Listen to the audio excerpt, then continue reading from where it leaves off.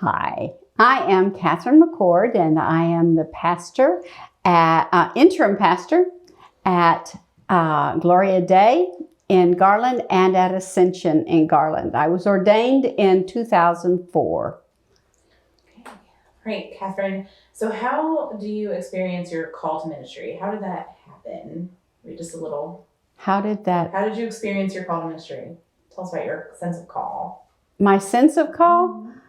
As to how I feel that I was called? Whatever you can answer that however you want. God sent me a vision, and that is why I'm a pastor.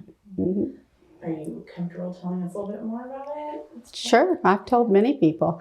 I had been working as an editor for children's textbooks and for children's exam tests, like the TOS. I wrote many of those questions, and I didn't like what I was doing. I hated it, and I sat down one night and talked as I was talking to God, and I said, God, thank you for the job, but I hate this job. I sit there and watch the computer all day long, and you know that I need to talk to people. And just let you know. And then I went to sleep, and I received a vision of me driving and the stars going by, which dream people say that means time going by. And I didn't know where I was going, but somebody next to me did. And the next thing I know is I am holding a baby over a baptismal font, and I'm in an alb, and I put a lime green or neon green cross on that baby's forehead. And I woke up and said, you have got to be kidding me. And that was the beginning of my walk toward being a pastor. Sorry, I just need a second. That was so beautiful. What women have inspired you in ministry?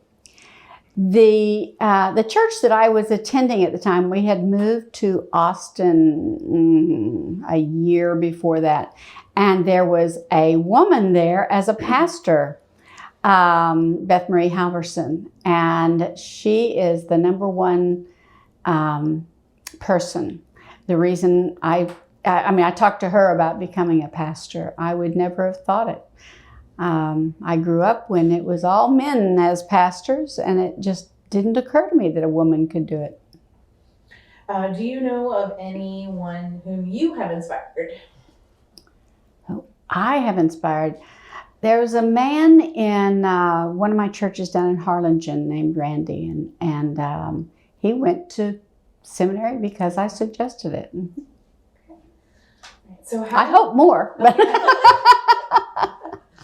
So how does being a woman contribute to or shape your particular ministry?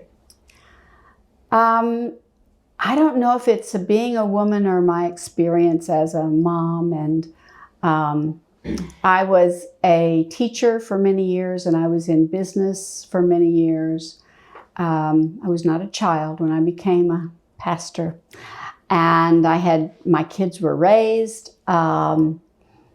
I had been divorced, and I just had so many experiences that all of those, and the fact that I'm a woman, makes it where I pause and truly listen to people and see their side of whatever they're going through. What role do you see women playing in the future of the church? Well, I believe that women are going to play a great role. Hopefully there will be more women as pastors, and we have our first presiding bishop as a female. Thank the Lord for that.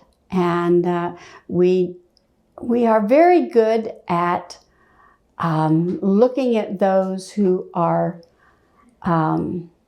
oppressed and having a hand out and a step up and I'll go with you attitude.